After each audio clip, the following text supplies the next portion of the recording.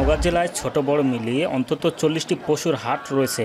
এগুলোর মধ্যে সবচেয়ে বড় মহাদেবপুর উপজেলার মাতাজি হাট। এবছর হাটে মাঝারি আকারের গরুর চাহিদা বেশি। এক একটি বড় ষাঁড় গরুর দাম 1.5 থেকে 2 লাখ এবং মাঝারি গরুর দাম হাঁকা হচ্ছে 70,000 থেকে 1.5 লাখ টাকা পর্যন্ত। আর বকনা গরুর দাম হাঁকা হচ্ছে 50 থেকে 90,000-এর মধ্যে। তবে দাম কম হওয়ায় চাহিদা বেশি বকনা গরুর। মাঝারি গরু কুরবানিতে সবাই শান্তি পায়, অল্প ভাগে কুরবানি হয়, এককভাবে দেওয়া যায়, এই জন্য এর চাহিদা বেশি। মধ্য সাইজের গরু কিনে আমাদের অনেক পর্তা হচ্ছে এবং উপকারিত হচ্ছে।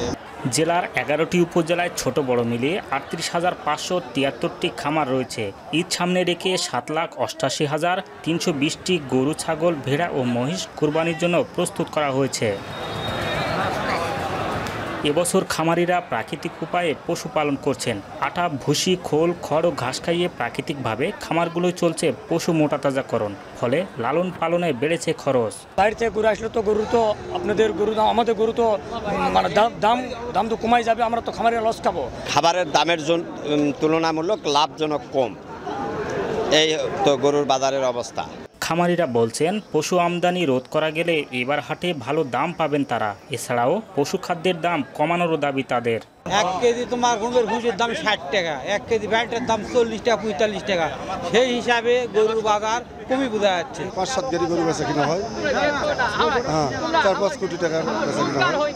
স্থানীয় চাহিদা মিটিয়ে জেলার অতিরিক্ত পশু অন্য জেলায় সরবরাহ করা হবে বলে জানিয়েছেন স্থানীয় জেলা প্রাণী সম্পদ কর্মকর্তা। একই সঙ্গে এবার পশুর ভালো দাম পাওয়ার সম্ভাবনার কথাও জানান তিনি। হাট ব্যবস্থাপনার বিষয়ে আমরা যাতে কোনো বাইরে থেকে যে সমস্ত ব্যাপারীরা আসে তারা নির্বিঘ্নে যাতে গবাদি পশুগুলো অন্যত্র নিয়ে যেতে পারে সেই বিষয়ে আমরা প্রশাসনের সাথে যোগাযোগ রেখেছি, যাতে করে নওগাঁ জেলায় কোনো হাটে কোথাও কোনো বিশৃঙ্খলা সৃষ্টি না হয়।